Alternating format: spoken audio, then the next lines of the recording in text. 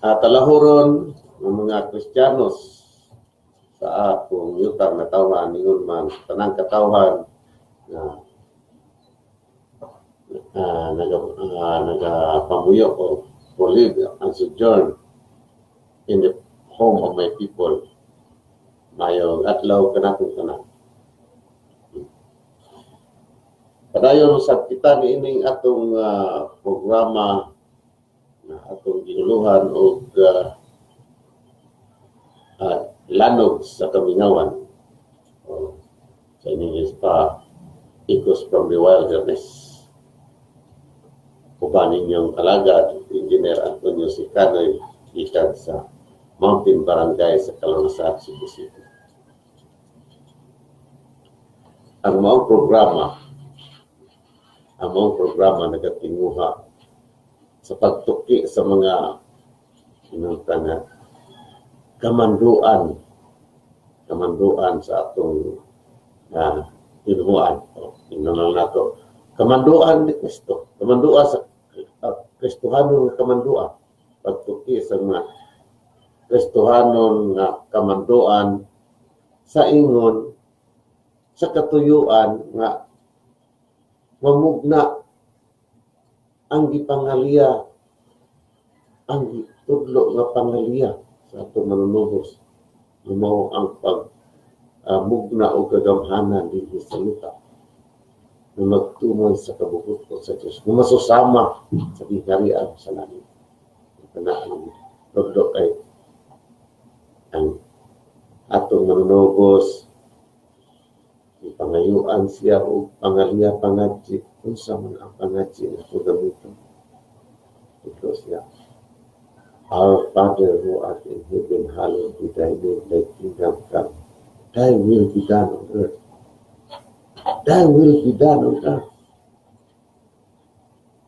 Ang essence pinatibaan yun sa iyong pangalit. Ingnan niyo ni ayaw ka mo pagsigyaw-yaw. Simple lang kayo, matut pa niya. Kaya, so, agani mo mangayo, o agani mo mangati, o pang mga liya, may bawa ng Ginoo sa nasin mo. Kung sa'y naas sa inyo kasing-kasing, kung ingna na lang inyo pagpangaliya. Matuman ang kabubuton mo din sa yuta, maingin sa langit. No ka na ang iuha sa kaladok. Ato na yung sugdan ko. May hindot tayo bitaw na panghitabo na ipaabot sa katawan na ibuto na nilanog kayo kaghapon na final na puno ang hukom sa Supreme Court pinatas-an hukuman ang hukom sa Pilipinas. Huwag kang pagpalagpot ni Chief Justice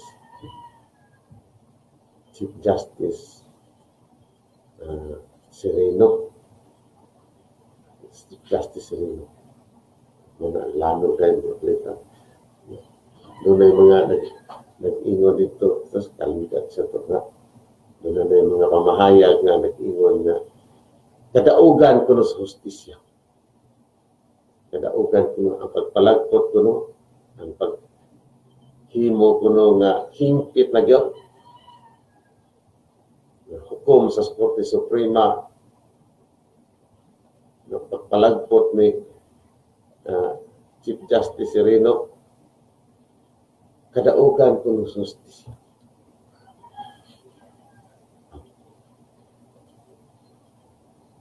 Dili man yun nato maingon nga ang maong pamahayag madawat sa tanang katawhan. Dili. Kaya, teka masag dumadapit si Sereno. Teka masag na wa mo yun apan. Maumugid ka na ang mahitabo niya. Paggawas kahit opinion, nauna na. Justisya, kadaugan sa justisya. Opinion na. Kanya sa matod pa, sa marketplace of opinion, where ideas, decisions are traded. Some ideas are thrown into the wisdom. Nagpaabot o kanus-a sa punita ikan sa basura o mao na sa ibutang dili nga mao na sa himuon nga mahinungdanon nga komunidad na community mo na siya tahuron sa katawhan katong una-una nga matutunan sa ingon nga una-una nga gilabay dito sa West End diha sa marketplace where ideas are traded. Others will not buy it. Kung ang alagad sa kamingawan dili mo palit usab niya ng ingon niya nga kadaugan justice. Dili mo palit. Pero kay dili mata mo palit atong sundon pagtukod. Kung sa may isins gyud sa ilang sa magyud ang kinatibuk-an sa ilang complaint mo'y gibasihan nila mo'y sukaranan sa ilang palagpo ni Sereno ang salin ang malusok na salin ang kanang salin nga wa magtug-an sa tinuod kanang salin nga bakakon unsa may doktrina unsa may kamanduan unsa may pulong kabahin anang pagka matinud-anon pagka truthful sa matag pangulo sa mga kadagkuan sa kagamhanan sa yuta unsa may doktrina unsa may pagkamanduan ana sa atong tinhuan o papadiay na appeal sa mga pulong na matupad ni Kristo iyang gidala ni sa yuta aron magdaog kaluwasan sa katawhan ay mga kaparian sa may mga pulong anak ni Kristo kabati kayo ang pare ni Kristo pulong ni Kristo kabahin ang pagkamatinud-anon pagka-truthful sa mga nagdaog katungdanan kabati. So, di sa kung hinimba kayo. Ako to kinsa ka. Kung sa may kamanduan ni Kristo, kung sa may kamanduan, kung sa may pulong sa manunubos, kabahin niya ng truthful, pagka matinud-anon, pagka dili, pagka yung tanga transparent sa atong mga nagdala o katungdanan sa kagamhanan o katong mga mga pangulo sama doon na pwede ay mga ebanghelyo o mga pulong ang lanok sa kamingawan taas ng panahon sa pila naka-higayon, sa pila naka-episode, pila naka-edisyon. At kapag yung ang lano, ang alagad sa lano, sa kamingawan, ito pa sa broadcast media, karamihan na pa social media.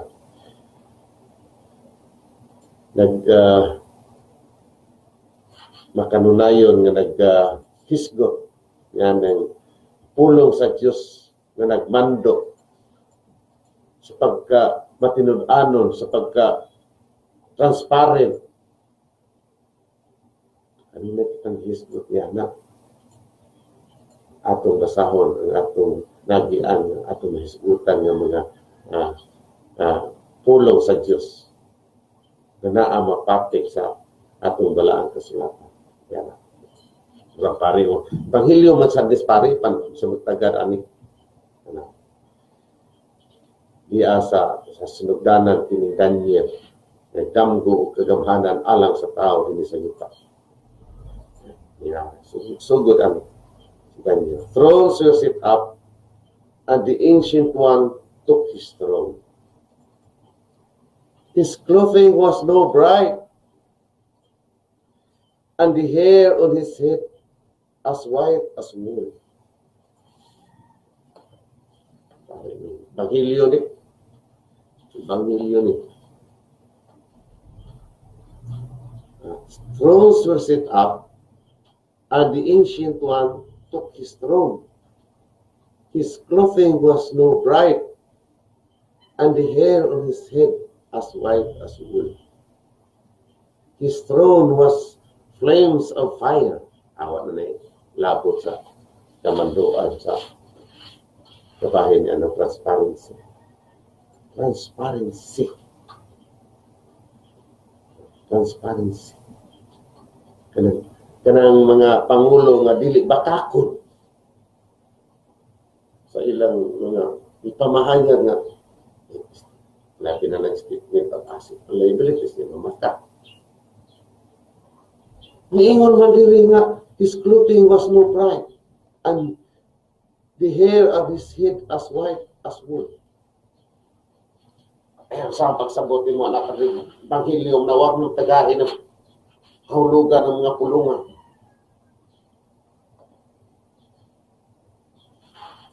Lahat mo katagay.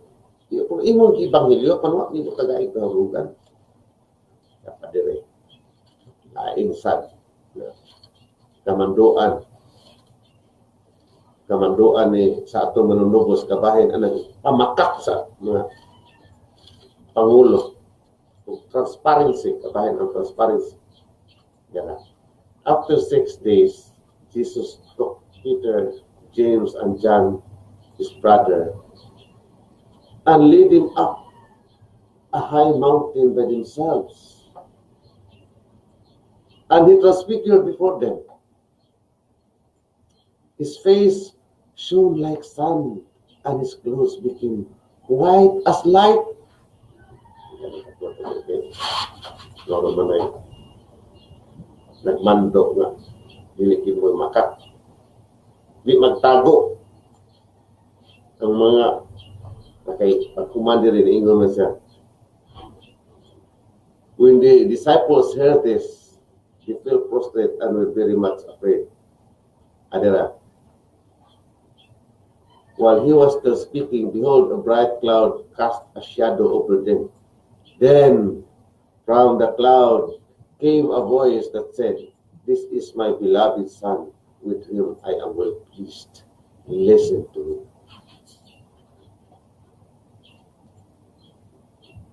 Human nagpakita nga perting putia, listen to him. Di kaminaw na puti, putli, sa to pagkatong dili putli, dili may paminaw. And he was transfigured before them. His face shone like sun, and his clothes became white as light. Puti. Dayon a voice was heard, "This is my beloved Son, with whom I am well pleased. Listen to him." Naminaw ka taong bakakon? Noon kamanduan ni Kristo. Kinahanglan na mangulog kay kadi o bakakon kadi ka magtungkal sa imong salin. Di ka ayon paminawon. Kana sa Mateo na. Transfiguration. Balik-balik mo kini. Kinahanglan white gyud. Kaya kung sao man nimo. O magsabot ani white ka sa ato pa white pinagbuan. Kaya magtago gani na tago ka ana sa kaya yato gyud sa kangit-kit iti ituma. Pare. Si Pagilyo na niya pero wag siya maghatag og kahulugan anang naman gakiingon siya nga white as light. Oh. Yan. The transfiguration. 9. the transfiguration. After 6 days, Jesus took Peter, James, and John and lead him up a high mountain apart by themselves. Ang account po ni Mark, katulong ni balik ng transfiguration. Pati itong pagbiga, minuganon kayo ni Bangyo katulong kang Mark, kang Mateo, kang Mark.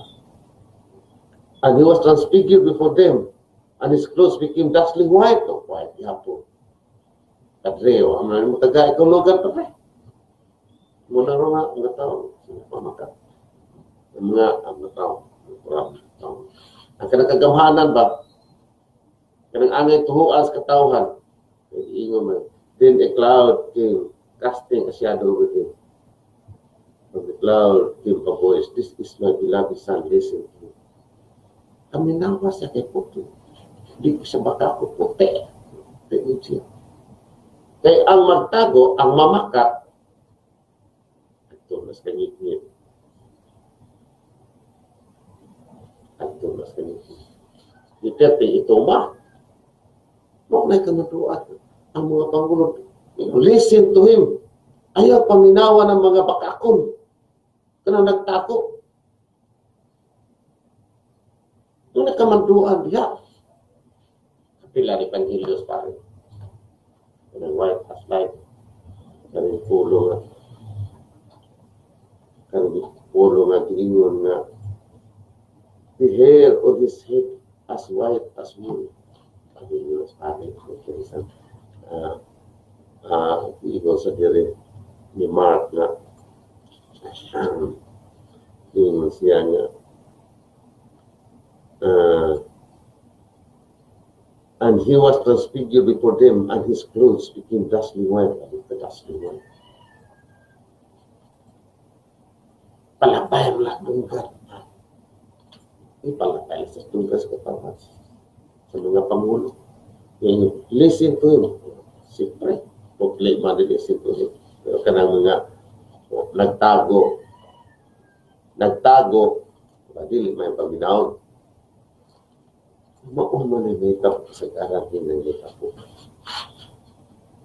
Kasagaran mo, naabakay iksyon na makapasar yan ng ibang ilyuha na matawag o dazzling white sa mga Pangulo. Gani karon, hangtod karon, nadidlak pa ang conflict ni Trillanes o sa Duterte kabahin ng Bank Secrecy Law ni Duterte. Nagtago sa okay lang. Isang kita mo magtago. Pakita. Pero kundinar ka na sa atong ang paminaw ninyo. Listen to him. Ang katong putli, katong puti. Wa magsapot o kangit-ngit. So, very transparent. Yan, yung tata, snow bright, diba? That's white as yung sa terminal material. Yan siya sa material na he became white as light. Hayata. Yung sa magkaha. Isa magkaroon ito ng naghahanap at panahon pa yung era yan at ito Mark Bilabde ang sa naghahanap ito nahantod ka na ito si Pidol at kung ano na ito doon ito muna ang tanang katawa ang tanang karon lahat halos tahanan yun. Kaya presidente, sila po ng takuan sa di sa pablihan. Yung mga pangkakaw, kaya na dili transparent, dili white as light. Ang tanong, hasta tigali sa mga Chief Justice, hasta tingnan ng mga justices diya sa Supreme Court, makasat. Makasat. Mauna nga, ang baruganan sa ah, lano, kabayan ni Sireno, hinasikad, naminguta nga, dilita mo palit anang ilaha, hinasikad ni Aring, dilita mo palit anang ilaha, kung isakto na justisya, hinasikad na Aring Ibanghilyo, kabahin na Aring ang woman caught in adultery. Mo kini-akong pasihan, ano man iyong kita dili kita mo sakay na dili kita mo palit ang ilang ideya kadaugan justisya pagpalag ko isinin dili kita mo sakay na kay atong gibasihan kiring Ibanghilyo nga ang woman caught in adultery akong masabi halos matanan fraudulent bakakon sa ilang salin halos sa ilang mga bank account bank secrecy law man mo mga I have the right to do different the bank secrecy law inutuntan mo na katong ipasihan sa atong hukuman ng ingo kita na dili kita musakay kining Ibanghilyo kabahin aning woman caught in adultery akong basahin. Then each went to his own house. While Jesus went to the Mount up, then each went to his own house while Jesus went to the Mount of Olives.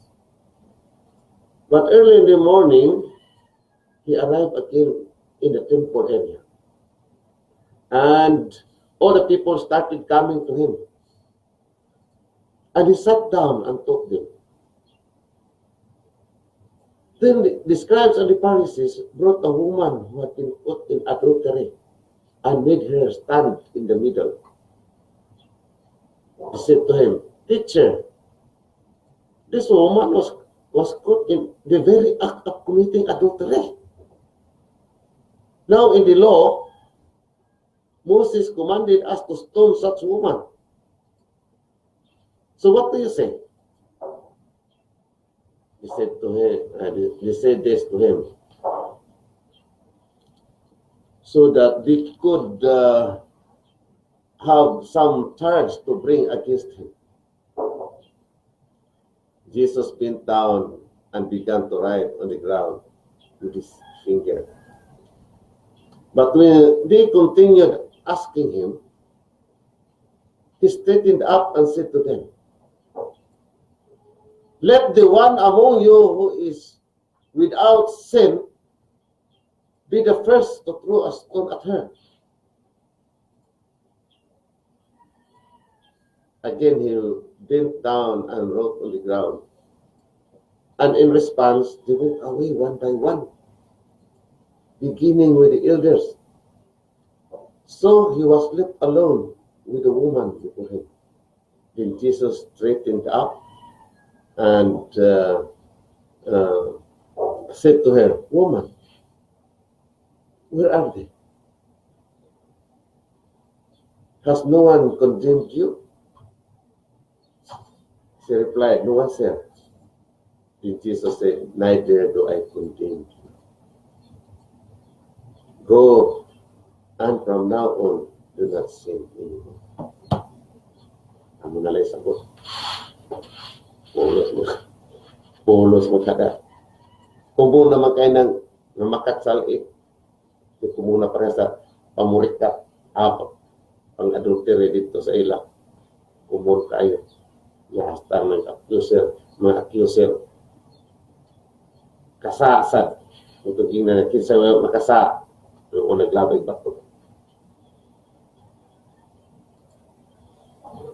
Kunya atong gikundina, katong giingon nga, nanong nga, kita mo palit, kita mo sakay, anang ilang ingon nga, kadaugan justisya ang pagpalagpo ni Sireno.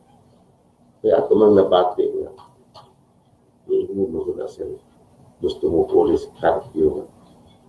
I cannot forgive you for accepting the costume. You are not an insider. You are not sitting. You are not sitting justice of the Supreme Court. Kana mao kanay giingon diri sa Galacia sa Hindiyo gyapon. Galacia.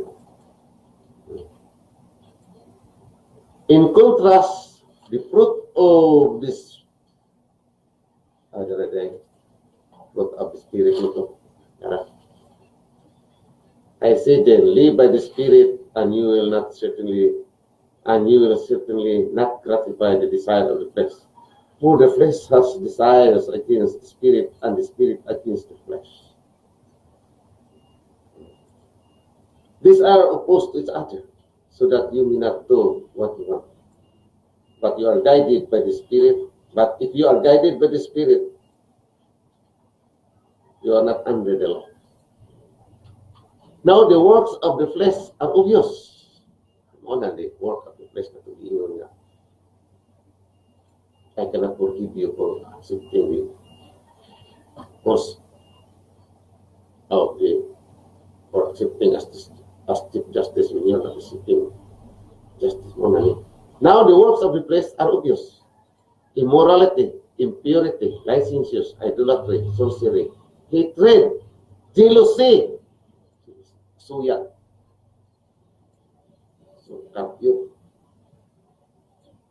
jealousy is the work of his flesh. Muna hinungdan sa muna nga di tamo sakay kay that is the work of the flesh. I cannot forgive you for jealousy for having accepted the post when you are not accepting justice. Now that is jealousy. You are you work for the flesh, and the work of the flesh is jealousy. That is what you are. Nanuman nga i-focus man ninyo yung attention diha anong i-focus man ninyo inyong trabaho diha sa salin nga na may daghan kayo, na may dako kayong issue. Dako kayong issue nga waong hatag justisya sa katawhan. Pag-ingon lang ni dilema nga ang justisya sa Pilipinas di makalihok.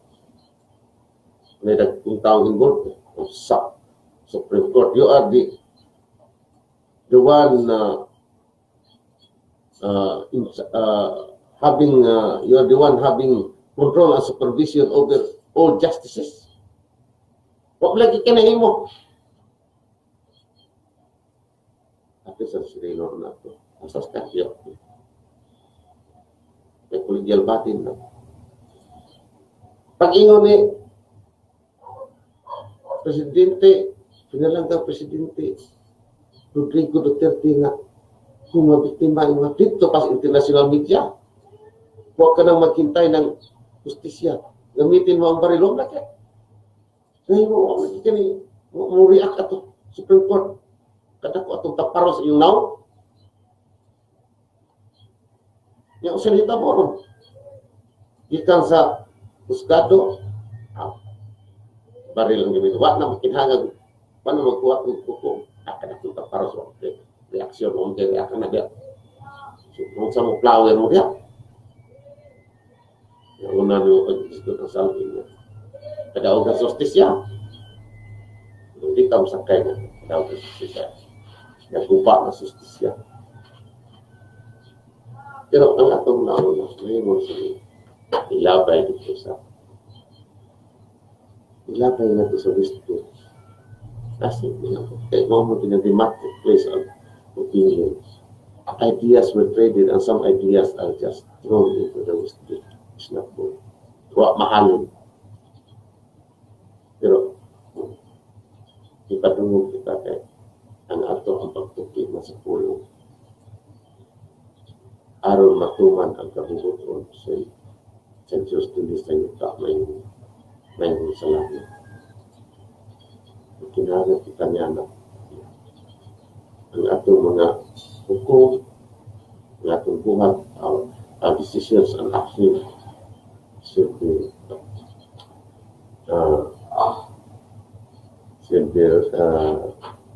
made in reference to, should be done in reference to the word ng matutani na San Juan, ani John, Evangelist, in the beginning was the Word. The Word was with God, and the Word was God. Magpuan ito, magpuan mo. Kasi Kristo mo ang pulong. The Word became flesh and dwelt among us. Yeah. Sa mga hapyas, sige naman patuloy ang atong ang atong mga magtutudlo sa pulong, sige patuloy. Pero wa magtudlo sa ang pagbuhat ang pulong. Kabahin, itong basahan ko ang Ebanghelyo sa ang malaki pero sa atong Ebanghelyo. Ebanghelyo ni Adtong Domingo. Ada nagpatuo siya na agi Ginoo. Agi Ginoo. Ang Ebanghelyo kuno nagmatuod niya na agi Ginoo. Sabi ka na marang nagtudlo grade 1. Grade 1 nga. Ang mga bata gusto ka man kapatid sa gahom sa Ginoo una nga patuo na to na Ginoo. Pero ang mga dagko tao ay mo kana apat dito. Pus mga dagko tao. Nagtuo naman na sa Ginoo. Pero sige po nga nagpatuo ng Ginoo. Mga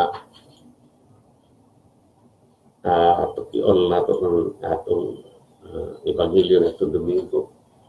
Pagkion nato sunod na sa edisyon. Karon kini inyong alaga din siya ang si canoy.